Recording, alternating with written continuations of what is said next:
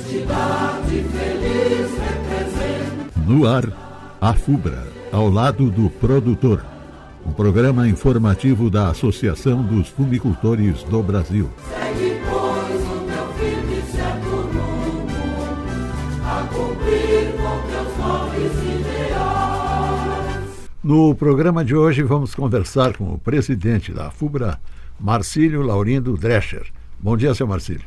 Bom dia, Elpidio. A minha saudação especial também a todos os ouvintes que acompanham esse programa. O Departamento de Pesquisa e Estatística da FUBRA finalizou essa semana a estimativa inicial para a safra de tabaco 2025-2026. Quais as primeiras impressões sobre a atual safra, seu Marcílio? Bom, a primeira impressão e certeza que nós temos que essa safra 25-26 será uma safra menor comparada com a safra anterior. Isso já está comprovado, constatado, porque algumas regiões, micro-regiões, inclusive aqui na parte do Vale do Rio Pardo, a produtividade já está afetada. Então isso nos comprova de que a produção, como ocorreu no ano passado, de maneira generalizada, média, boa, esse ano não se repetirá. E por outras circunstâncias mais também. Como, por exemplo, a redução de produtores em pequena escala, mas houve uma redução de produtores que plantaram nesta safra e, portanto, também uma pequena redução em área cultivada. E mais acentuado, então, como eu já falei, pela questão climática que nós temos de divergente, ou seja, adverso a uma boa produtividade. Então, a previsão é de que tenhamos uma redução na produção final desta safra 25-26. Em termos de produção, quais os números para o Rio Grande do Sul, Santa Catarina e Paraná? Bom, para o Rio Grande do Sul, estima-se nesse global de estimativa, um total, somando as três variedades, 279.842 toneladas, ou seja, 248.103 toneladas de Virgínia, que é a cultura predominante, 30.919 toneladas de Burley, que é um tabaco de galpão, e também tem outro tabaco de galpão, que dá o comum, que também é cultivado em nosso estado do Rio Grande do Sul, de 820 toneladas. Então, tornando-se um total, como já falei, de 279 mil toneladas em número arredondados. Para Santa Catarina, a estimativa e até aquilo que se apresenta até o presente momento, no Virgínia teremos 202 mil toneladas, no Burley 15.741 toneladas e o comum, que lá se cultiva um pouco mais, de 1.089 toneladas, somando 218.832 toneladas. No Paraná, é o terceiro maior produtor, temos aí uma somatória estimada em 186.601 toneladas, ou seja, 169.864 do tabaco Virgínia, 8.320 de tabaco Burley e também o comum, é bastante expressivo na cultura lá no oeste do Paraná, de 8.417 toneladas. Então, repito, o total do Paraná estimado em 186.601 toneladas. O que no total do somatório dos três estados, portanto, a produção sul brasileira, geraria 619.969 toneladas de Virgínia, 54.979 de Burley e 10.326 toneladas de tabaco comum. O que se estima, então, até aqui, como eu falei, de 685.274 toneladas de tabaco das três variedades estimadas até o presente momento. Esta produção somada dos três tipos de tabaco, Virgínia, Burley e comum, produzida nos três estados do sul do Brasil, é uma previsão inicial? Sim, ele pediu uma previsão inicial, porque ainda temos muitas regiões que acabaram, estão terminando, inclusive, o seu plantio, pelo clima e pela sazonalidade. Então, é uma estimativa dentro de uma previsão média histórica de produtividade. Porém, isso poderá ser afetado. Certamente, se vier a ser afetado, para menos, não para mais, porque sempre estimamos um nível de produtividade que pode dar mas muitas vezes algumas intempéries mais severas ou adversidades climáticas podem influenciar nesta produtividade inicial. E o número de famílias de fumicultores, houve mudança? Houve uma pequena mudança. Nós tínhamos na safra passada em torno de 138 mil famílias produtoras e nesta safra temos uma redução, ou seja, 135.985 famílias produtoras. Então, houve um pequeno retrocesso em número de famílias que deixaram de plantar tabaco nesta safra. O que indicam as estimativas iniciais em termos de produtividade? Bom, de certa forma, uma tendência média para baixo. Como eu já falei, algumas regiões, principalmente aqui no Rio Grande do Sul, já foram afetadas por essa mudança climática adversa, então isso indica que não teremos uma produção normal comparada com aquela do ano passado ou de outros anos também, quando era produção normal. Tem uma pequena incidência de impacto para menor. Lembrando que esses números são uma estimativa inicial e que dependem do clima, não é, Marcinho? Sim, nós sempre torcemos e temos que fazer a estimativa, como se todos colhessem uma safra normal. Então, essa estimativa se baseia nisso, que fosse uma continuidade de clima bom para ter uma boa produtividade e, acima de tudo, qualidade no tabaco até no final da colheita, que algumas regiões ocorrem até o meados de fevereiro de 2026. Falando em clima, a região produtora de tabaco nos 3 estados do Sul é ampla, abrangendo mais de 500 municípios. Até o momento, como o clima tem se comportado por região? Bom, regiões que até o presente momento para a cultura do tabaco ocorreram e ocorrem normalmente, mas sazonalmente aqui na região como central do estado, que também tem uma concentração grande de produção, de certa forma já foram impróprias, ou seja, um clima frio por extensão. No inverno também houve uma redução de plantio de hectares já nesta safra, enquanto outros tantos também se perderam pela rigidez do próprio frio nesta safra. Então, esperamos que daqui para frente tudo ocorra bem para que essa estimativa possa ser alcançada pelos nossos milhares de produtores. E o granizo? Quais são os números até o momento? O granizo até o presente momento, nesse período comparado, ele é bem maior, mais acentuado em termos de lavouras atingidas comparado ao da safra passada. Quando na safra passada até essa data, em novembro, nós tínhamos 6.228 lavouras atingidas. Nesta safra, nós já temos 10.657 lavouras atingidas, o que representa um índice bem mais elevado comparada com a safra anterior.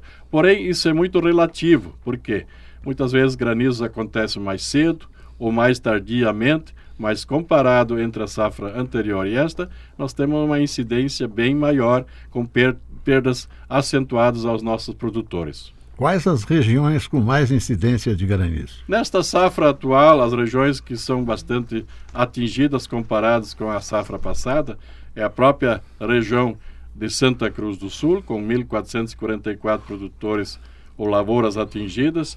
Rio Negro, no Paraná, e também pega uma área do norte do estado de Santa Catarina, com 2.539 produtores atingidos. Comparado com a safra passada, lá tinha 206 lavouras atingidas. E continua em Bituva e Irati, uma região de concentração de tabaco.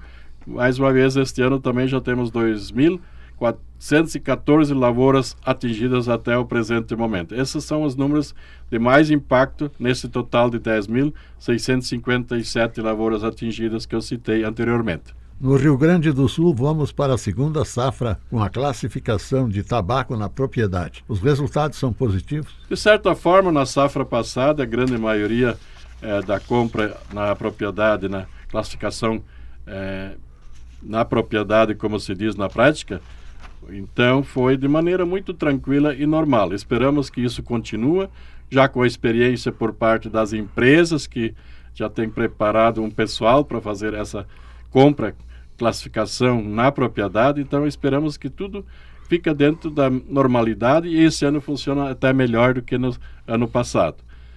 No Paraná e Santa Catarina estão em tramitação os projetos de lei nas respectivas assembleias certamente não haverão tempo suficiente para aprovação destas leis dos respectivos estados para aplicação nesta safra. Mas no decorrer do tempo isso também deverá ocorrer para que os produtores catarinenses e paranaenses possam ter também tratamento igual de fazer a classificação prévia na propriedade na venda do produto tabaco. Outro assunto que está na pauta esta semana é a realização da 11ª Conferência das Partes, COP11, da Convenção Quadro para o Controle do Tabaco, se realiza em Genebra, na Suíça.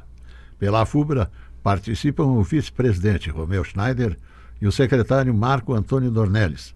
O que já se pode falar sobre a conferência? Terminando este final de semana, a COP11 em Genebra, temos notado e participado de uma forma, da mesma forma como nas edições anteriores, ou seja, ficamos no lado de fora quando se fala em entidades representantes dos produtores, parlamentares que conhecem o tabaco e, portanto, estão atentos na defesa do setor para que não se discuta e aprove medidas restritivas que venham a afetar no futuro o nosso mercado e a nossa produção, a mesma forma do que já se presenciou nas últimas edições foram tratados nossos representantes lá em Genebra. O que ocorreu que só no final dos dias das discussões, o embaixador brasileiro naquela cidade recebeu a comitiva informando de alguns tratativas ou discussões que haviam em pauta durante a discussão na COP. Mas, infelizmente, a participação efetiva não ocorreu. Os tratamentos são iguais. É uma COP unilateral, portanto, não é democrática, porque não envolve as partes como deveria ser. Quais os principais assuntos abordados nesta COP? Você tomou conhecimento, através dos representantes da Comissão Brasileira, da CUNIC, que os temas mais importantes que foram debatidos e eram pauta dessa discussão é a questão dos dispositivos eletrônicos ou cigarros eletrônicos ou a maneira diferente de fumar e consumir nicotina. Isso é muito debatido, até porque no Brasil ainda falta ser regulamentado, é proibido por momento, enquanto outros tantos países já tiveram a sua regulamentação, a sua liberação, mas é importante que esse tema fosse discutido e analisado novamente. A questão do filtro, o Brasil, através da sua comitiva e comissão, foi protagonista de levar uma proposta de proibir o filtro nos cigarros, o que exatamente viria na contramão da questão do consumo, porque entendemos que muitos consumidores não iriam aceitar isso e certamente o cigarro clandestino ou contrabando iriam se aproveitar mais uma vez dessa situação e certamente voltariam a continuar a fumar aquele cigarro com filtro, que poderia ser produzido ou contrabandeado clandestinamente. Então isso é uma preocupação que de repente vem na contramão de uma boa posição da Comissão Brasileira. Outra questão que o Brasil levou ao debate seria de implementar e voltar a ter programas para a diversificação dos produtores, o que foi abandonado nos últimos anos. Não houve nenhum incremento, não houve nenhuma atenção nesses programas que já existiam no passado, embora limitados e que não vieram a progredir muito com nossos agricultores familiares, mas é um programa que pudesse ajudar muitos produtores que quisessem, de certa forma, diversificar mais do que estão fazendo hoje. Então, isso também é interesse do nosso produtor saber se esse programa efetivamente vai ter recursos, porque sem recursos não tem muito resultado, não terá muito êxito. Então, o tabaco é uma cultura que, em pequena propriedade, dá rendimentos maiores do que outras culturas, e até porque tem mercado garantido, temos um mercado mundial e exportamos mais de 90%, então isso tem que ser visto de uma forma que o produtor tenha segurança naquilo que ele planta e colhe e tenha também um rendimento certamente garantido e mais seguro do que outros programas que por aí às vezes vêm eventualmente numa experiência e que não dá certo. Então, mas é muito importante que o governo desse a devida atenção, desse o devido apoio, e a FUBRA também está disposta a participar desses programas, como a faz em muitos momentos, em todos os momentos na vida do nosso produtor de tabaco associado. Agradecemos a presença do presidente da FUBRA, Marcílio Drescher, que sempre traz assuntos de interesse do associado e do fumicultor. Um bom dia para o senhor. Grande abraço e até uma próxima oportunidade. No próximo sábado, neste mesmo horário e nesta mesma emissora, mais um programa A FUBRA, ao lado do produtor. Programa informativo da Associação dos Fumicultores do Brasil. Segue, pois, o teu firme e certo rumo, a cumprir com teus nobres ideais.